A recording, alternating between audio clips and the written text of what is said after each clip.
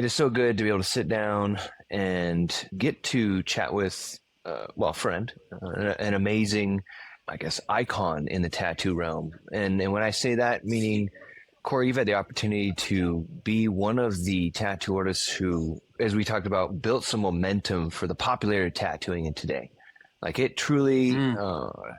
changed the way that people looked at tattoos when some of these new tattoo shows came out. And back in the day, you were on LA Ink and you brought the tattoo artists to the community that was cool, right? You weren't the dramatic, flashy, I'm going to talk a bunch of crap and be extra. I'm going to actually just be a real tattoo artist and share what it's all about. And I truly respect and appreciate that. And moving forward now to today, you appreciate where it's come, what you did with it, and you want to make sure that the next generations appreciate that. And so we're sitting down with Corey Miller, going to talk about the Tattoo Heritage Project, a little bit about you, and maybe even what you're going to get to do today, tattoo your kid, and all things tattoo. So thank you so much for your time today, Corey. Oh, happy to be here, man. It's really it's weird what tattooing's become. The way you just put it to me, it's a trip to hear. Like, you have that comparison of something years ago that Philip Blue told me. When you do a tattoo, you don't really even know what you're doing right until you see it 5 to 10 years later. Yeah. So it's kind of weird to see the whole reaction of the tattoo thing and the TV stuff 5 to 10 years later. I'm not giving that a ton of glory. That was going to happen no matter what. Mm-hmm. I definitely feel fortunate for being part of that. Yeah. Because I think, some people make asses of themselves on TV, and I could have done that as well. Maybe I did at times, and usually you just don't know. But I accept the compliment. And also, you can't take, a long time ago, I decided to not take too much credit because I was only one person on there doing it. There's a whole bunch of people. Mm-hmm. But for the record, I'm glad I did it. Super grateful. And tattooing has just become this thing. And like they said about that, it brought it to the living room. People didn't have to venture into the tattoo shop, which used to be a scary place. Even a tattoo shop now can be a little bit of a scary place when you're a youngster. Not necessarily scary, but just kind of intimidating. And intimidation is not necessarily a horrible thing. It's kind of checking yourself to maybe just observe before you open your mouth and observe, because there's a bunch of stuff in there to learn about. Suzanne Fowler told me that when I was a youngster. Just keep your mouth shut and your ears open. We'll see if you last, And it sounded harsh, but it was totally, it made sense, Mm-hmm. And it seems to have worked. Yeah. But yeah. Again, with this popularity, tattoo museums have always been there. Hanky Panky has been a curator of one of the great museums, a couple of them, but it was hard to get it established and last.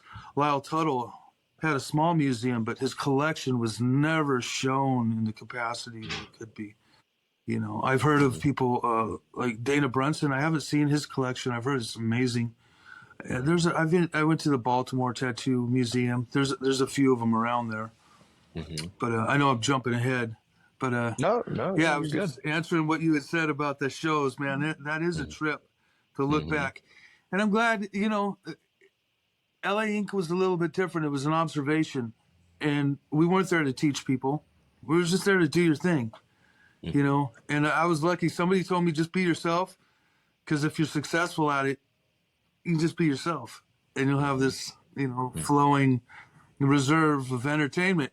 But if you start acting, I'm not a fucking actor, Then you're going to get put on the spot, and then you're going to have to act. But yeah, it worked out, Yeah, definitely. No, like I said, from that vantage point, I respect that, and I think a lot of tattoo artists do as well. Is right when you're just yourself, and that's truly what leads to a great career, right? That's the inspiration that we could take from that, is just being there for your client, listening to them, providing them with the best service, and giving them, the image they want on their body. And that's such an ancient and prestigious thing we've been doing for so long, and people try and dazzle it up, but you just gave us the real stuff, and that comes from, a humble beginning. I mean, you started off when tattooing was not. Like, right, back in the punk rock days in the 80s, making I remember you made a tattoo machine out of like a fish pump motor, right? And you're doing the old school, and you didn't buy it on Amazon and you didn't watch a video. You were doing it the way and you earned it, right? And it shows through in your character and still shows through. And it's You important know, for the a little side note on that: you can't really yeah. punish the kids because it's easy to get it now. Oh I yeah. mean, does Oh that yeah. mean they shouldn't? You know, it's Yeah. Hmm. I get stuck in the middle of that. A lot of my buddies criticize and want to gatekeep and all that shit. Um, and you know what? Gatekeeping's good, but a little message to those guys that are, have gatekeepers: go around back and jump the fence. Yeah. I'm fucking serious. Just get in. You know, if you find yourself in a position where you're not supposed to be, the world will weed you out. Yeah. You Yeah. know, you want to get in this position of tattooing and changing people's lives, and you don't deserve it, or you don't really. Probably shouldn't be. I don't even that. I got to rewind because I've seen lots of hustlers just bullshit their way. You know, there's that saying: if you can't dazzle them with talent, dazzle them with bullshit. Hey, however you get that hustle, as long as you're a good person and you're treating people good, hey, fuck it. Yeah. You know, Yeah. it is a Yeah. different world for that. You know, when you're getting stuff on Yeah. Amazon, it does make it dangerous. It's so accessible. You know, it's so, Mm-hmm. and yeah, but so are guns and so are fast cars. You know, Oh, 100%, 100%. Yeah. No, I mean, I think, like you said, you can access guns, you can access fast cars, but you need to be taught how to use them and how to drive them appropriately. So that yeah. If way, you don't want to fuck someone up, you're not harming people. Yeah. Yeah. But like I said, coming from an era though where it was harder to get an access, it just makes, I think, everyone in general more appreciative of things. It doesn't matter if it's tattooing or any venture. You know, when you've earned it, you appreciate it more, and you obviously appreciate tattooing so much to where you're wanting to make sure that tattooing, as it was, is today and into the future, we still appreciate it, right? So you've gotten involved with the Tattoo Heritage Project, which is an amazing idea. It's like trying to build as we're learning, a place where all those tattoo museums you mentioned could come together and kind of showcase their work, showcase their artifacts, and keep building on that story of where we come from. What got you into originally? What was the catalyst that got you into the Heritage Project? it was very simple. Basically, it was Charlie just called me and asked me, and Yeah. Charlie asked me to go build a fence for him. I'd do it. Or if he asked Yep. me to, how about Yeah. better? If Charlie asked me to come tear down a fence, I'd be happy to go do it. You know, or change a tire or paint a wall. He's Charlie, so I come Yeah. from tattoo land. So, and it's not just that it's Charlie. He's got this thing. He's coming to the. I think what did it for Charlie, since Charlie's the one that asked me, a few years ago we had a couple of exhibitions at the MoCA in the Museum of Art, and it was huge. We did this tattoo. Some guy set it up, and it was an exhibit on tattooing. And even the curators of this museum were they even came to us like, oh my God, this is amazing. And they're dealing with this artwork. If we walked into these museums, it's like, oh my God. Like to me, I'm a street self-taught carny specialist. I'm a tattooer. And you look at these masterpieces and all this stuff, and all these people that have curated that stuff saw this community of tattooers and were just fucking blown away. And like, yeah, no shit. Live this every day. I would live, this could be my living room. I love seeing this stuff because I've seen it for more than half my life. Charlie saw that, and one of the guys from Tattoo Land curated that. Oh my God, I'm spacing right now, Chris. And he's an amazing artist. And everybody's seen that when Charlie came, we all painted on the walls. We did this amazing exhibit. I was lucky enough to be asked, and I did one of my old flash pieces, and Charlie did one of his flash pieces, and hundreds of LA tattooers. Maybe it wasn't just to LA tattooers. But anyways, I think Charlie saw that and just said, oh my God. The irony of that, it's hard to go here, but when I was coming up tattooing, Charlie and Jack were always saying, oh, it wasn't supposed to be like this, man. Too many fucking tattooers. Don't open up another shop, and with all due respect and love these guys immensely, who are they to say how it was supposed to be? Who is anybody to say how it's supposed to be? None of us really are. I mean, and people have different opinions. There's real strong fucking opinions. Some are my homies, but as an American, we can have different fucking opinions. You know what I mean? Yeah. So, Yeah. my opinion is, who says how it was supposed to be? You know how it's supposed to be? Right how it is right now. It makes it easy. It's like my favorite old saying, we all get where we're going. And really successful people say, no, Corey, you got to make it. You got to carve out. You got to make a plan. And maybe, but I'll be dead honest, man. That's why I admire the shit out of you, Ben. I've seen you on here. I haven't met you once, Forrest, but I haven't seen. But just knowing you, your organization, your you stay fit, you stay organized. I think you were having a staff meeting this morning. That's an organized person that's so attractive. I'm fucking chaos. I love collecting boxes and shit, but I can't organize for shit. So again, like back to the museum, I would love to curate and decorate and do all that, but I'm not the one that could make these calls and do all this stuff. But before I get off track, Charlie seeing that, it moved him. And Charlie probably knows he's coming up to the end of his life. And Charlie's not the first one. There's been tons of guys. Dana Brunson, there's tons of guys all over the country. I'm just picturing him because he's been vocal a little bit about our project. So just basically Charlie asking me, you know, my inner demons, I'm one of the most blessed, lucky fuckers with that attitude. Life's just taken me where I've gotten to. I'm not that organized. It's hard to write down a name with a fucking number. When I need some information, I call my friend Juan Puente because I know he's always had gadgets. And he has everybody's number and he pays attention and he's a good friend. But you know what? I'm humbly admitting I'm not the most organized, like administratively gifted person. So when he asked me, I was like, God, what am I going to do? And then I started realizing, wow, yeah, I love all this stuff. And I have a small collection of stuff. Chewy has an amazing collection of stuff. And all of a sudden, these few heads came together. And as they've said, I'm just somebody that's been around. I've been tattooing close to 40 years. I've been in a tattoo shop over 35 years, you know, or over 40 years. I forget sometimes. Time's flying. So with what you had opened up about, you know, LA Ink was only 3 years of my life. But I got to humbly admit, it was like the spotlight was on it, literally. And it took it to a huge thing. But I was already a tattooer. I already made flash. I already tattooed in Amsterdam, Holland, Paris, and around the fucking world. So I think my role in there, you know, is just what I'm doing right here. I'm a real tattooer. I'm a fucking kind of born and bred tattooer. And so him just asking me to do it was basically the catalyst for it. And I said, of course. Nice. You know? Well, that's exactly. I mean, like you mentioned that you and Charlie were at the art exhibit and everyone was super fascinated with what you're doing because you know it and you love it and it's your thing. And you have your collection that you could recognize value in it and bring it, you know, just keep bringing people to the table so you can start to compile all this. Cause that's all it is everybody coming together and telling their unified story. And, you mentioned your collection. Speak about it. Like what do you, cause you traveled around the world. Like what are some of the amazing stuff? Like we talked about a little bit of the flash in the background there, but you've been, you know, it's funny stuff. how this stuff goes.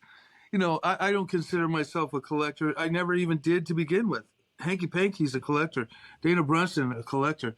Tons of these people, I'm only bringing them up. There's hundreds of guys that do this. Chewy, amazing collector. Always blows me away how he can find it. But I've never really held myself that high. I really didn't realize what a collection I had until these guys asked me to do it.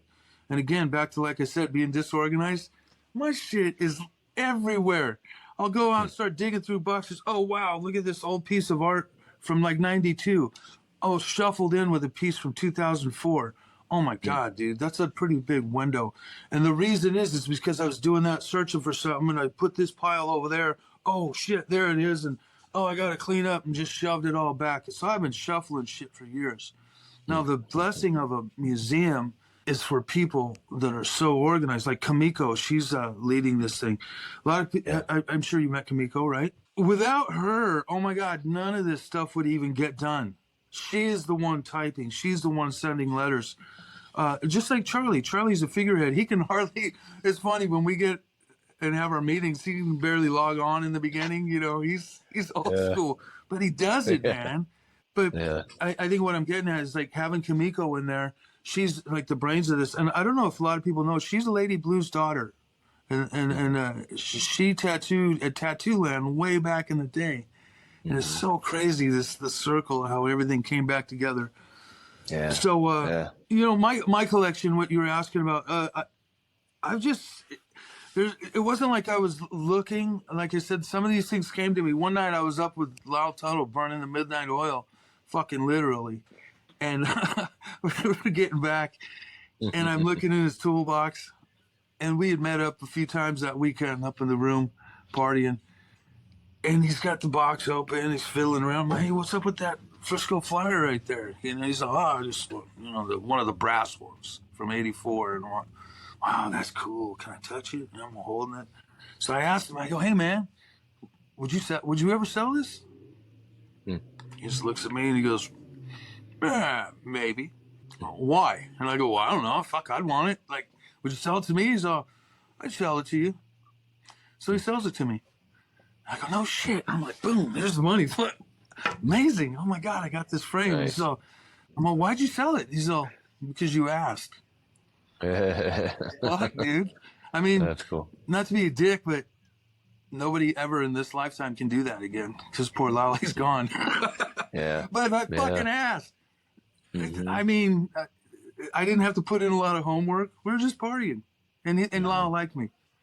Now I have another Lyle Tuttle machine from 1975, and that was bequeathed to me by Suzanne Fauser when she passed away. And a bunch of crazy shit happened, and nobody honored her wishes, and they disappeared into the world or the ether. And when Suzanne Fauser passed, she was this great tattoo artist, but somehow, through conversations with Mike Malone, Lyle Tuttle, Good Time Charlie, the family sold these machines. And years ago, Suzanne had given this to me before she passed. She goes, I want you to have my machines. And I would tell her, oh, I don't even talk about that. You're going to be an old lady rolling tubies, you know, and you're going to be old. I don't want your shit. You don't want your dead gifts, you know. And she used to try to get me to take these home, but then she died. And that never happened. So long story short, it's a beautiful story. Those machines got released, but they ended up coming back to me. I ended up getting another Lyle Tuttle silver Frisco Flyer from 1975. Even though Lyle wanted to get it, I ended up with it. And there was many conversations with us about Burt Grimm and artifacts. And a lot of this shit, you know, when people die, they just get released out into the fucking world. So luckily, some people are out there searching them out. Like Chewy's very, oh my God, I don't know how that dude finds this stuff, but he has found the most amazing shit. Me, I've been really lucky. It just kind of came to me. My good buddy Dave Shore passed years ago, and I got a couple of amazing machines from him. I got his Ice. It's like almost mint condition. And an old Tattoo Peter machine from, he was one of the greats from Holland. Again, I bought it when he passed, but it was through the relationship I had with Dave. So you're just asking about collection. And there's a relevance to this. Oh God, I just have a bunch of things. I'm like yard sale guy. I go out collecting shit. If I showed you the other side of this room, you'd be like, what the fuck? It looks like a storage unit.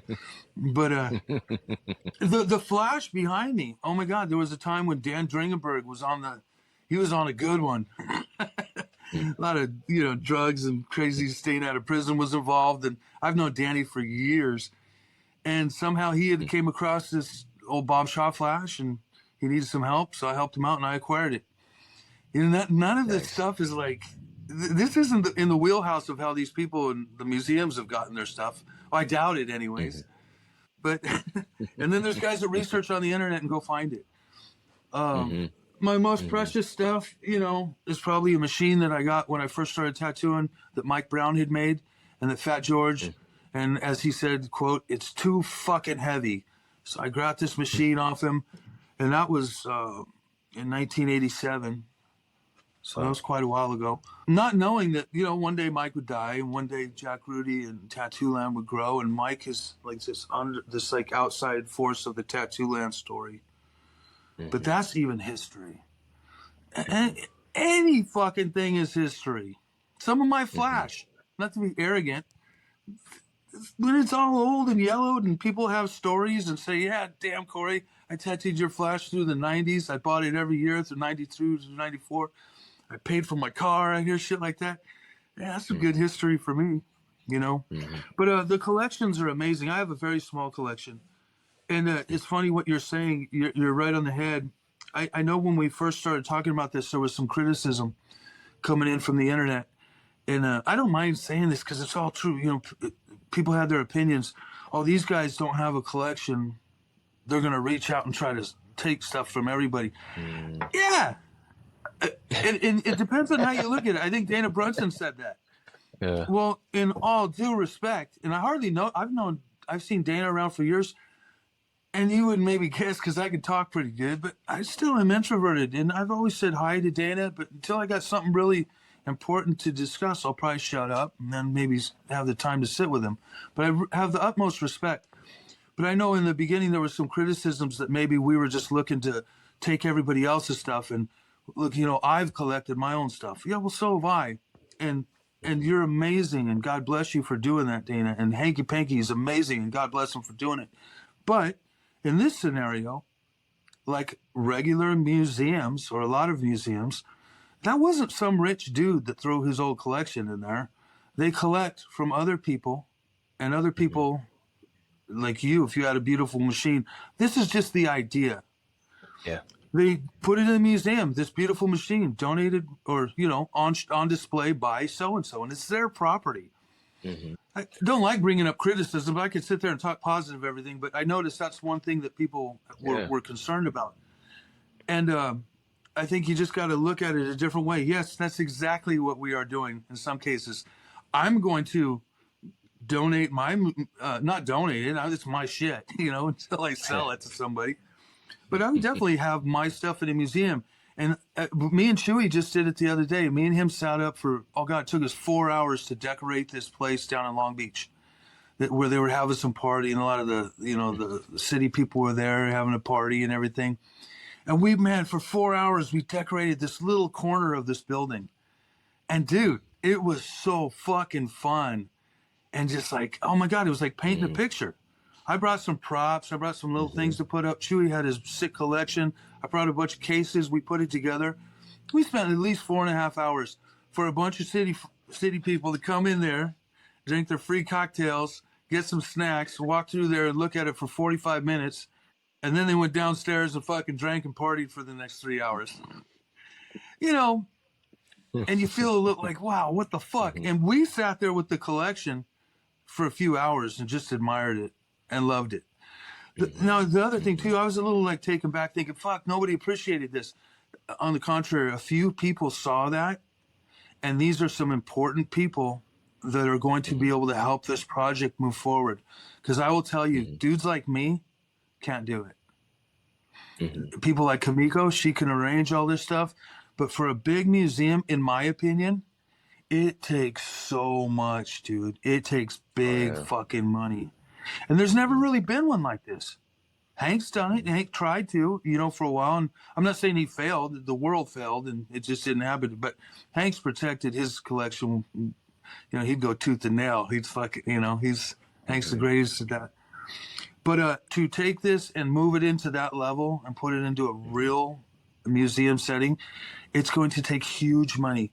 And since the public and the world has gotten so interested in our culture, and I'm saying our, like I don't own it. I'm just on the train for a while in this part of our life. There was dudes before me, there's going to be dudes after me. But for us, if we're going to be able to share it, it's not me. It's not my collection. It's not Chewy's collection. It's not Dana's collection. I mean, Dana's doing it in all respect to it. I have a little museum here, but it's not for the world to see. So once these people realize, and a lot of them are realizing, yeah, that's what a museum is. It's like you go, oh, this Rembrandt donated by so-and-so, or on show, borrowed by so-and-so, you know, on loan by so-and-so. That's kind of the whole format of this museum, if and when we get it rolling. So again, like I said, we put all that work. It kind of reminded me of a band. You rehearse and you get all ready and you go in for sound check. You wait 4 hours and you go play for 45 minutes. So I'm used to that. I'm used to that kind of thing. And not only am I used to it, it's worth it. You know, I'm actually in two garage bands for 25 years. We've never had no fame. I still dig it and I love it because it's something I love to do, you know? So anyways, So cool. that's, the museum, that's what it's going to take. A bunch of people coming together. It's our idea, you know? Well, I'm glad you brought that up because that's, we've talked to Kimiko, we talked to Lucky Bastard last week, and you're the one that the first kind of shared some of the potential criticisms of the logistics. And I'm glad you brought it up because it's good to demystify that. It's because, a museum isn't just one person's collection.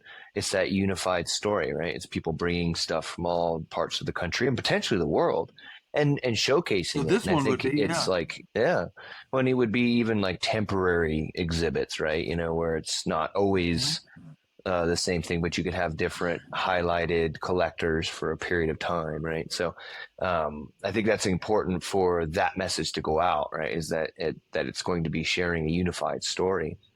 And we did barely just touch on it, but were you seeing this as something that would have like potentially international capabilities, like collections from other parts of the world, or? There's probably going to be other people you can interview that are going to say that. Honestly, I am one of those people that are tortured. I'm a fatalist. I think it's going to be so hard. I think it's going to be so impossible. But after a couple years and seeing these people and seeing these opportunities almost come, and these people from these big, the museum people talking to us and embracing us, these people from the city and Carrie Barba talking to these people. And you mentioned Lucky Bastard.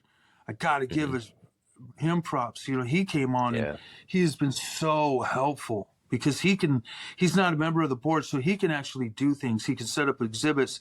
And not only that, he's got the sickest love for this stuff, just like I do.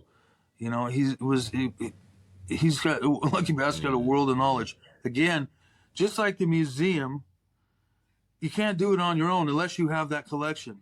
Dana Brunson could own I'm using him as an example because I know he has a good collection and he loves it.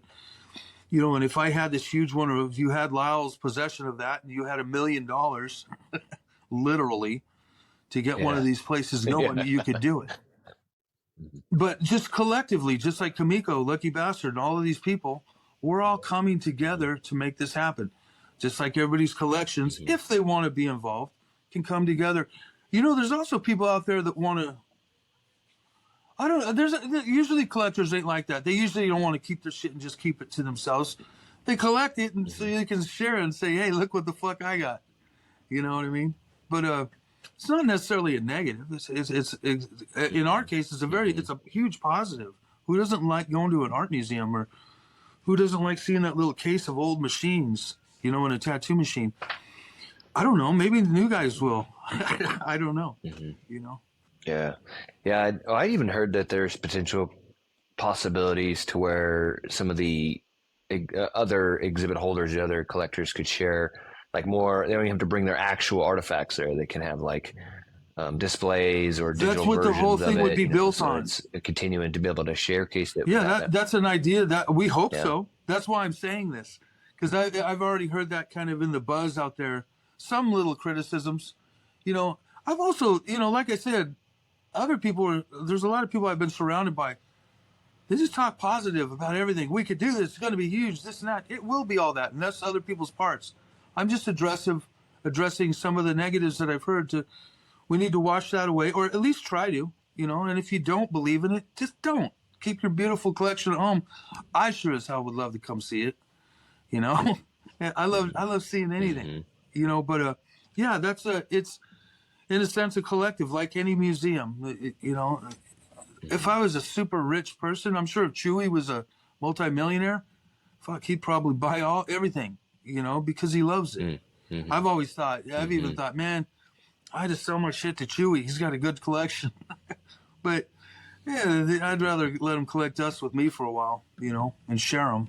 That's cool. Yeah. No, and I appreciate that because it's so important for us to look at all aspects because, as you mentioned, it's just going to be a lot of work and a heavy lift financially to put a museum together. Plus, in California, in the area that you guys are looking at, but I think it's getting the right people involved, like yourself and all the rest of the board members are going to be interviewing, putting together their resources and love and passion for it. It's going to get that ball rolling, the momentum in the right direction. And once the momentum's going, like we said, it'll start going faster and faster.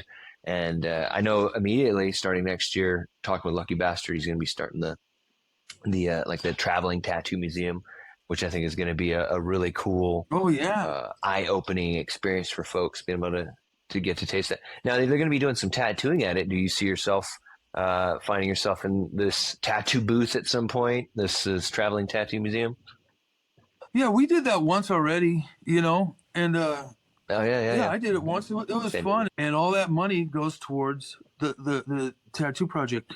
Sure, it's not going towards T-shirts. It's not going towards keeping the lights open or fucking anything because we don't even have a front fucking door. But it goes to help Kamiko and all of these meetings that we've set up and all of these little, like these teasers. Like when me and Chewy went out there, not only 4 hours, it was an hour to get there and get back. And there was at least 2 hours packing up my shit and cleaning these cases and doing a hunt the weekend before for yard sales to try or antique stores trying to find these glass cases to display. I probably put 15 hours into that. Did not get paid a dime. Don't care. I mean, I did it because I love tattooing. And like I said, people only sucked it up for 45 minutes. And we sat there and enjoyed that room for a long time. And it's funny. One time we were sitting around, we were talking, we had a little display. And it was one of the early times that we brought the THP stuff there. And a lot of people just don't give a shit. And someone was saying that, and Charlie was saying it, and says, yeah, well, these people have to fucking care. They have to know. And I'm like, well, no, they don't. And and some of them won't. And who gives a shit? Like, don't. But for the people that do, wow, it's fucking awesome. You can't force somebody to appreciate their history. Yeah. And you can't live in the past either. I hear people talking about, oh, it was better back in the old days. Really? Like, I don't know. It's so funny, off subject, but my daughter, she's in here. She's been in here with me a couple years in my shop, and she's learning how to tattoo. Now, I could sit there and make it up long, teach her how to be a man. Fucking bullshit. How do I would teach anybody that? I didn't get taught. I just learned the shit I learned on the way. But I have some really great tattooers in here, and they all love my daughter. And I told her early on, hey, you're either going to be my kid that no one wants to fuck with, because you're my kid and I'll stick up to the end, or you're going to be my kid. You're going to be a fucking cool motherfucker in the shop. And luckily she is, and she says, I don't want them just to like me because I'm your kid. And I said, well, that's all you got, I remember years ago I met Philadelphia Eddie's fucking nephew. I don't remember his name. Nice kid. But years ago, we were at this tattoo party or something. He's like, yeah, man, I don't get any fucking respect. All these motherfuckers just say shit. And I don't want to tell them that I'm Eddie's fucking nephew. I go, dude, what the fuck you're Philadelphia Eddie's fucking nephew? So yeah, but I don't want that to be the only reason. I'm all, dude, that's all you fucking got. You fucking use it, milk it. Just don't be a dickhead, or you're gonna be Philadelphia Eddie's nephew who's a dickhead. Now even more people know you. You know what I mean? You have to put a light on it. But anyways. We're in the shop yesterday, and I get busy. And my daughters, I remember me being young. You don't necessarily want to learn everything from your parents. You want to step out. And my buddy Jeff Houston, he's the old school cat in here, and we haven't made needles in years. But I go by there, and fucking, she's in there making needles, and I'm like, kind of like, fuck, I should be showing her this. And I make my jokes. I'm like, yeah, go ahead and learn that shit, and then I'll teach you, my way. I don't criticize. I don't want to say, yeah, I'll teach you the right way, but. I've always told my daughter, learn whatever you can, and then you pick and choose what's going to work for you, So, but she was in there making needles, and it was so funny. She's so interested in it, and she's making them. And before I could say it, she looks at me. She goes, it's kind of silly, Dad. We really don't need to. I go, I know you don't. I go, but you want to, And so let's do it. I go, what are you going to do with those? I go, she goes, I want to use one. I go, fuck, cool. As soon as you make a couple, and you can tattoo me with it. I go, but in all reality, baby, You don't need to, because you can buy a box of them for $50, you know? Mm-hmm. And, you know, in this shop 27 years ago when it opened, probably the first 7 years, people would come in, I would talk to them. I'd either draw up their tattoo on them, get it all ready.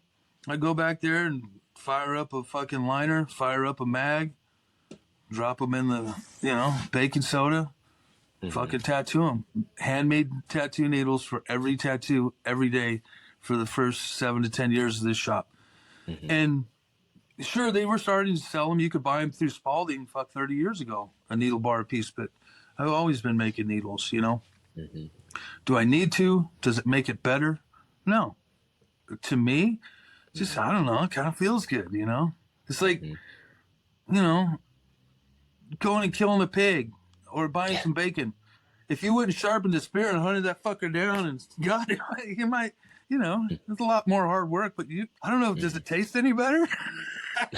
That's a weird one. I kind of went far on that, but No.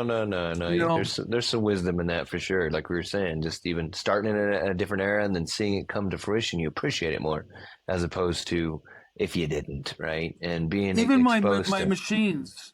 Like I told her, I remember I got a Franco Vescovi machine, and he's offered me anything. You know, he's a really generous guy. I don't really hate on the pens. And again, know your history, man. The rotaries have been around forever. It's so dumb. People just want to criticize. Personally, I just happen to like coils, but I've used rotaries. I've done a whole sleeve with a rotary. I think it's beautiful. I don't know. For some reason, I just go back and forth. Anyways, my daughter, well, hey, what do you want to do? What do you want to use? Well, I'm going to use a coil. Well, why? And it's like, blah, blah, blah. And I'm like so proud that she does. But hey, you should learn how to use this thing too. It's so funny. I've found myself trying to push my daughter to learn how to use a rotary. So why, Dad? And I go, because even for me, there's been times when your power unit's not good or you're away from power. It's very fortunate. I've just been suffering through a nerve damage in my arm, and like really, really bad.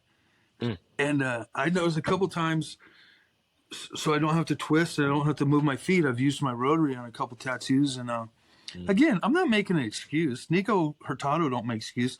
Thousands and thousands of amazing, amazing tattooers don't make excuses. Why in the fuck should you, you know? But the point is, it's funny.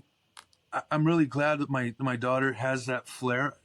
And I haven't pounded it into her. I guess it's just by observation. And she loves tattooing with her coils. She has a beautiful Mike Pike machine, a Juan Puente machine. And I'm looking, I'm like, Jesus, look at the machines you have. I'm like, yeah, duh, you're my fucking kid. Again, is that a bad thing? She should look at that. Is it making it easier for her? I don't think so, man. I made her work in there for over a year. I didn't apprentice her hard because I don't really know what that is. I told her, hey, just learn what to... She gets so mad at me, too. She goes, what do you mean, just do it? I'm like, just do it. Like, you know, you just got to charge. But there, you know, that's why I've known guys that have been apprenticed by really good dudes. And I used to say this about Tattoo Land. There was a lot of genius down there. And there was a lot of abuse, substance shit in my era when I was there in the 90s and loved it, you know. But I remember even that, looking at Ed Hardy's camp. There was always structure, administrative like background. I'm sure there was shit back there too. There was drugs everywhere in this business back then. But Ed was such an archivist and such a smart, like, museum style quality guy. Jackson, East LA, you know, the best. You like me, the favorite thing to do, go out to the swap meet, you know. And it's just different how people learn things, the organizational stuff like that. I don't know, it's not a diss to Tattoo Land. We weren't organized. We were just more street tattooers. We made our own needles. Our techniques were more close to the cuff. I think Hardy and those type of people. And it's funny, I think about my daughter. You know, I went to high school and barely graduated. I tattooed when I was in high school. In class one time, I got kicked out. You know, just being an idiot. My daughter went to college, and all through high school, she was valedictorian. I didn't even know what the fuck that was. I'm like, you weren't in clubs? You weren't in sports? She goes, it's not clubs, Dad. It's grades. I'm like, oh, cool. Like, you're fucking rad. Then she went to college, and she graduated her third year. I know people a little younger than me are, you know, It took 5-6 years in college. Not bragging. My daughter was just smart and she was aggressive, and she came out during COVID, and there was nothing to do, like literally. And at that point we were, it was near the end, and we were sneaking people in the back of the shop. We had the space, and we were tattooing, and I said, "Hey, Chloe, come down. We don't have no helper. They're scared to work." So, and I was scared of losing everything. So Chloe came down and became a helper. So she was there for about a year. I said, "Dad, I think I want to learn how to tattoo." I'm like, "What the fuck? Like, you should have said that in high school. You make some good money and have some rolling talents by now." We're just teasing, Hey, dude, that's the way I talk to my kid. She's beautiful and smart. She recognizes I'm a clown, but and it's working out for her. And it's kind of funny. I don't even know. I didn't get on this whole thing about my daughter, but maybe it is about all of this. Like it's the history of tattooing, and that's her history. And my history wasn't apprenticeship. My history was going out and hanging out with this fucking creep Franco down on Holt, because if you hang out, he'll buy us some beers and let us do shit. And he liked me, and I was a kid, and hey, I want you to go do this and bad shit, go vandalize, do this. And I was sitting around sketching, and he said, "Oh wow, you got some talent, and here, I'll give you this, and it doesn't work, but a few years down the road I'll teach you to fix it." All lies. Everything worked. Everything is all a matter of holding people back. And then some guys, like, could you imagine going and apprenticing for Philip Blue? Oh my God. Now that's a whole different fucking realm. And I've met people that are apprenticing out there, and it's amazing. But you know what? At the end of the day, we're in the same fucking room. We're talking about the same tattoos. Life is good, and we're artists. So we all get here, however we get here. And like all of these artists in these museums, they all have a fucking story. Some of them were brilliant guys like Hardy. Some of them were fucking kind of street homies like Jack Rudy, and everything in between. The guy that I learned how to tattoo and watched he was a horrible fucking person. He was a criminal. His name was Carl Gibson. He's dead. But yeah, he's just some old fucking creep from prison that happened to live in our apartment buildings. I'm like, wow. It's like Beavis and Butthead. Ooh, look, it's Todd. It's like the worst fucking person you could fucking admire. That was Carl Gibson. And I think just the way I was raised in my bullshit life, I was attracted to all this negative shit, and that pulled me in. And it's ironic. I grew up and shared none of my negativity with my children. I loved them, sheltered them, gave them food and water. They're fucking awesome. My daughter didn't grow up with this crazy fucking drug-fueled punk rock fucking rebel. She loved school and loved books. And she's one of the coolest fucking tattooers that I know already. And I know it's my kid, so it's dad eyes, but watch, you'll see. She's fucking badass. And now it's not just me. She's collectively learning from some guys. I've worked with Henry for over 30 years. He's worked with me in this shop. Guys, 16 years. Neil Wilson, Jeff Houston, he's tattooed for years. So she's so lucky. She's collectively learning from everybody. No one's yelling at her. No one's screaming at her to do all this shit. I was just saying the other night, we have two helpers, Lexi and my daughter. And I was thinking, Neil, I go, dude, have you ever noticed these are the two least drama fucking helpers we have ever had? I mean, Chip, he'd come to work every day. He was vomiting in the back. Love the guy. Fucking Will, beat up people once in a while. Fucking get thrown in jail. Fucking come to work, in 15 minutes, he drank half of a bottle of fucking vodka. That went on for fucking 15 fucking years. And firing these guys. And now we got these two young ladies that are just fucking on the ball. And shit, my daughter, she's a smart ass. She can be funny, and that's all you need to be a tattooer. I mean, and some talent, but this is a talking sport. But again, look at the complete difference between me and my daughter of our upbringings and our lifestyles. And I'm assuming she will be. If it works out, hopefully she'll be a tattooer like her dad forever. I didn't push her into it. Like I said, she came out of college, graduated, top of her class, fucking 3 years. Holy fuck, dude, I barely made it through high school, and she wants to be this. My other daughter did the same shit, and she's a school teacher.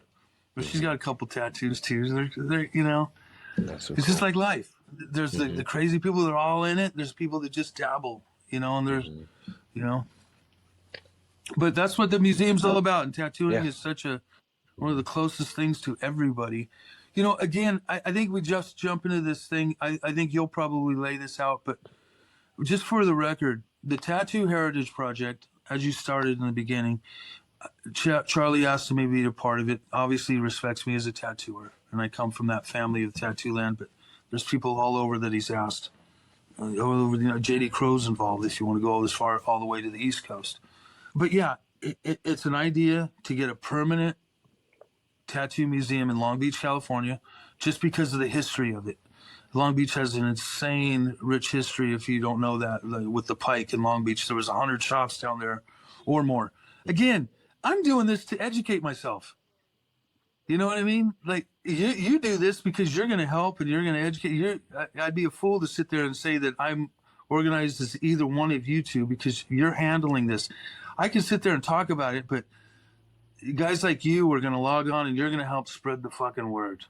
People like Kamiko are going to do all this admin and spread the word, and I couldn't do it. I mean, I could, it would take forever, like I'm a drummer. I ain't going to go book a band and make all the logistics. I'm just going to show up and play my guts out for, an hour or three. But it's all that community. So we got a community of people coming together to try to outreach, get this thing organized. And it's also been a learning process for us too. And I realized in the beginning, like I said, I'm kind of a negative, positive fatalist. I always expect nothing, and I'm typically pleasantly surprised, because there's been, like I said, some landmark things that have happened that ironically I can't really talk about because they're still in the works. But there have been huge things that have happened, and even me, like, oh my God, this is actually happening. There's been times I feel like, oh, I shouldn't even be involved with this because I'm not a help. But yes, I am. This is helping it, I guess. I hope so, But yeah, that's the whole goal, is to just get a permanent museum. If it happens, it does. Maybe it won't. Maybe it will. There's other people on the board that say, yes, this is going to happen. Well, yeah, that's what I dream for. But, just kind of realistic. And maybe at this point it will. Maybe it won't. There's been some before. And I sure as hell hope so, man. I'd really love to see this come to fruition. I'd love to see, honestly, I'd love to see Charlie see it. And just being blatantly honest, he's old. I mean, that fucker still keeps up with anybody, dude. I mean, he's out there working harder than he ever has, and loving it. He's got a smile on his face, and people love Charlie. And if he's in your town and you get a chance to hang around with him, go suck it up, or don't. Again, not everybody gives a shit. Like, I love antiques and crap. My kids, oh great, Dad, you got a bunch of old shit. It's like, a lot of people don't like it. They like new shit, but if you do love the old, and if you want to remember where you come from, great. Or you can be fascinated with where it's at right now, because there's some amazing tattooing going on, and you can live in the moment, and that's fine too. Not everybody's going to appreciate an old car, I sure as fuck do, but I appreciate a new car too. If I want to, make it there a little quicker and safer without a couple of adventures in the way. But adventures are fun, Well, I love the way you were wrapping up and just sharing how there's so many different routes that people take to get to where they are now. And I think that's the essence of the project, is to be able to share all these different routes and how they've gotten to today, and then next generation can pick it up from there. And it's just cool. Regardless if you want to or not, it's good to know where you come from. So in the future, when everyone's using lasers, or they've got robotic arms, or there's machines doing the tattoos, we can reflect upon the future's here. yeah, right. Oh goodness. Yeah. But reflect upon, you used to have to make them by hand, or back in the day, they were all done with a stick and a bone chips and such. Like, it's good to just have that platform to build off of, because it just gives so much more of a rich context to what you're doing and what we're doing. And I do appreciate your humility in recognizing that it takes a village, right? It takes a whole community to do this. And I think it's you sharing 100%. that knowledge with your your background and your influence, and inspire other tattoo artists and even future generations to collaborate to bring this together. And yes, we all hope that this is something that Charlie can enjoy, because I know there's like a shooting for 2028 kind of thing is the goal. So it's just getting it out there and pushing it, and we'll do our best to put it out there as well. So truly appreciate your time. Forrest is always a great person of knowledge and collector of tattoos, and sometimes has some really good questions. I didn't know if Are you a Forrest, you had tattooer, anything Forrest? for Corey. No, I'm just a tattoo collector. I kind of just got really lucky, like around the age of 18 when I was able to get tattooed, and met like a really good influence, local artist who's done a lot of my work. We're like from the same area. His name is Brian Geckel. He just kind of exposed me to a lot of like greats that I've looked up to, like Guy Aitchison. He kind of showed me like the convention scene and stuff like that. So I've just been kind of like a hardcore collector for about like 10 years now, almost done with my bodysuit at this point. But one of the things that stuck out to me, it also like resonated with our interview with Lucky Bastard, and you really embody it as well, is like an appreciation for both like the past, the present, and the future, which is really inspiring because, like you said, there is a lot of like in the age of the internet, there's a lot of criticism and kind of like people butting heads, and sometimes that voice really stands out. But it's cool to see people at your level and the amount of time that you put in, you still have this like gratitude for tattooing. And like I said, an appreciation for all aspects and all these different mindsets. Oh, yeah. And don't take credit for it and just kind of enjoy it and still live it to this day. And I asked him a similar question. I guess I'm curious with you too, of like what helped like shape your mindset in a way and what keeps you motivated to this day. I'm sure your daughter is a big part of that, but like, yeah, what kind of has kept you as this like inspired, motivated person? My mortgage keeps me inspired. Gotta pay the fucking bills. Yeah. I still got a kid in college. All three of them were smart. I thought I'd have at least one knucklehead, but I'm still paying for that. Yeah, just regular life. Just, I didn't plan on anything. I was lucky. I've been here 27 years, so I bought the building I was in. So that was probably work out in the future if I don't fuck up. It's funny. When did you meet Guy Aitchison, or you were saying he inspired you? Yeah, it was just it was like one of my artists like influence, Brian. He kind of comes from that, like the Guy Aitchison school, kind of like how you were saying of like being of the tattoo land school. Like I'm big into like the biomech, and I find it's like kind of similar as well of like all these different like separate schools. I don't think I've like seen him at Hell City, but it was kind of one of those like encounters where I just kind of view from afar and admire, but I haven't really gotten to talk to him firsthand, like at least in person yet. But it's just people like that I admire. I like being, I guess, of a younger. Well, it's funny that you said that.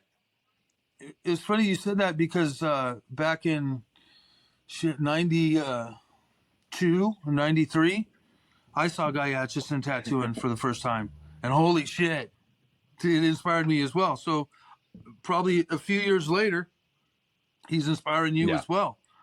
And that shit's timeless. I remember I was just telling somebody, I must have went into a seminar or something, and I raised my hand, and Guy Aitchison, yeah, Corey. And I was like, oh my God, Guy Aitchison knows my fucking name. Yeah. I was tripping. And, because it was just a trip. Of course he did, because I've been around. I've been tattooing as long as him too, but it's just funny you mentioned that, because that was such a huge... When those guys, when I met them, not that you're asking, but when I first saw those guys, I was coming from a world of, you can't do this, you can only do that, don't do this, don't do that, it has to be like this or that. So I just remember seeing those guys tattoo, and I'm like, fuck this shit. They're not listening to nobody. Him and Eddie Deutsch were working a lot. And then again, I was meeting people like Philip Liu too, which is still to this day one of my favorite tattooers in the world. And of course, Jack Rudy. But you never appreciate that because I just worked with the guy. No, I appreciate Jack. I love the guy. And fucking genius as well. He's some of the greatest tattoos I ever saw back then. But it was funny seeing Guy Aitchison. He was one of the dudes that just like, whoa, you can do anything. That's what I saw in him. and Yeah. fuck, look at him today, still teaching. Guy's always been like so organized, and again, guy's not for the mainstream, and that's not a criticism. He's far out, man, and he does all this crazy radical shit. And I definitely, I think one of the keys to me, I always think I'm kind of an average, middle of the road tattooer, and it's a safe place to be. I don't need to keep peeking out. I don't need to go too low, but I've been up there, and I've been way down there, so it's kind of comfortable. And in this middle, I don't have to tattoo all the rock stars. I don't have to tattoo the criminals anymore. In the middle age, I do everything. It's funny saying that. I do. I've tattooed James Hetfield for quite a few years. Again, not bringing it up to brag, or maybe I'm not really bragging, but fuck it ain't bragging.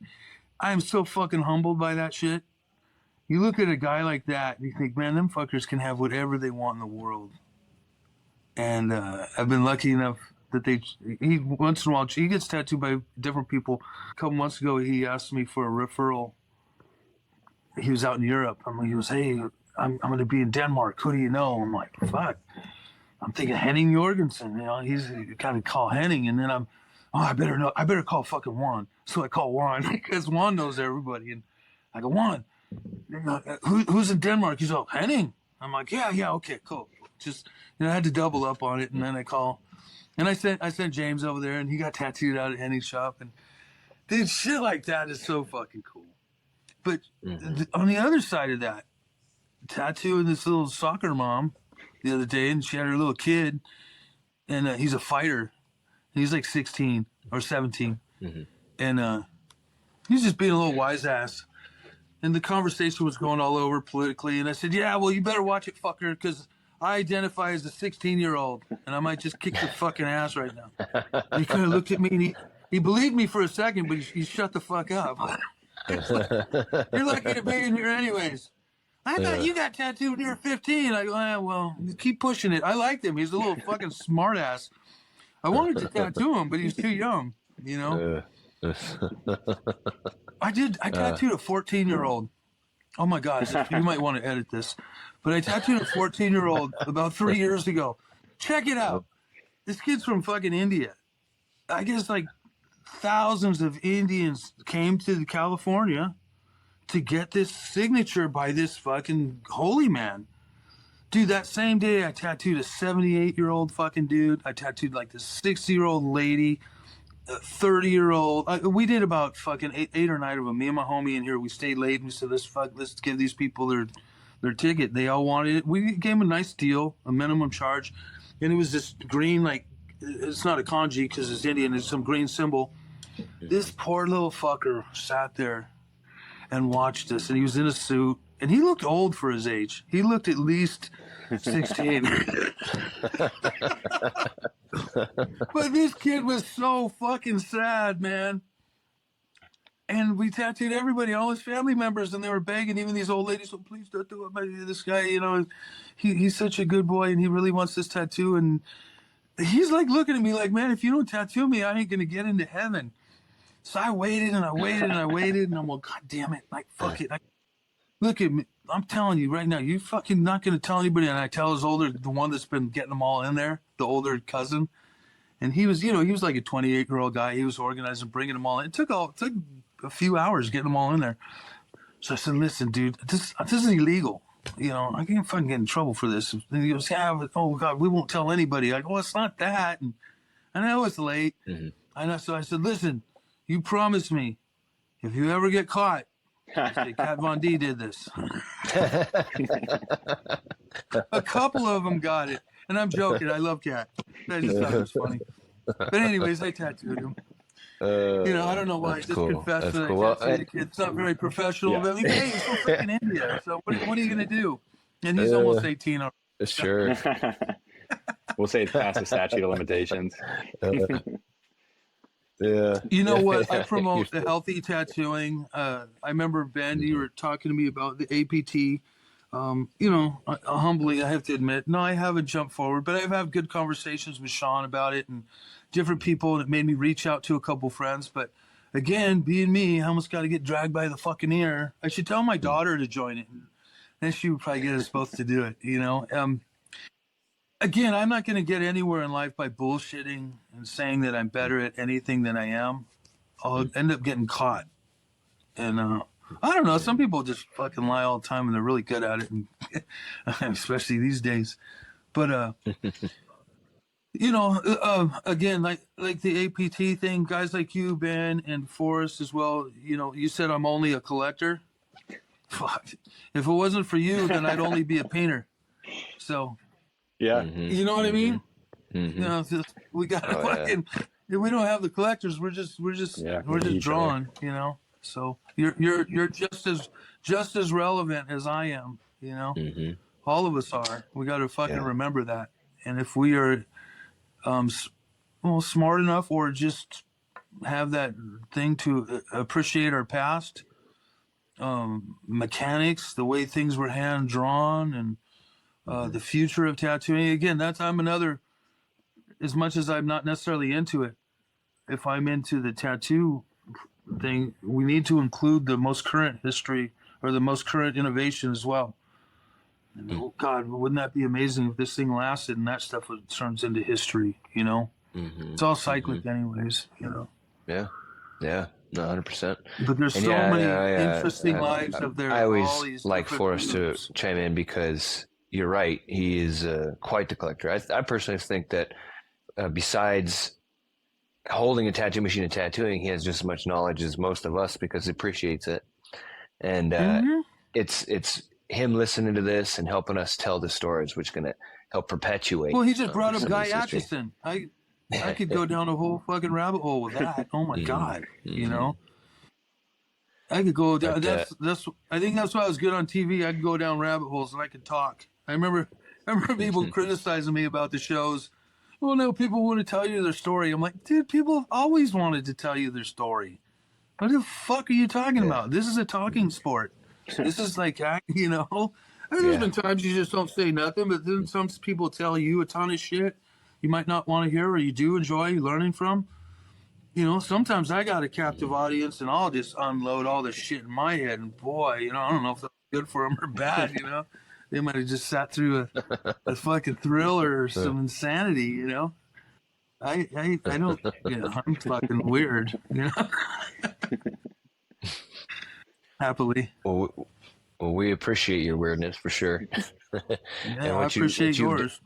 What you've been doing for the industry and especially this project, you know, because I think it's truly something that needs to be done. And thank you for spearheading it or being a part of the spearhead, being a part of bringing the community, being a part of the little things like going out and setting up that pop up for the party, because that 15 hours of time you put in to create it, it could have gotten tattoo history in front of the right people who will, you know, bring that museum to fruition. So thank you so much for that. And thank you for taking the time to shoot the shit with us and, you know, give us some of your stories and talk tattoo. You know, we enjoy them. And again, little plug. Yes, thank you. Tattoo Heritage Project.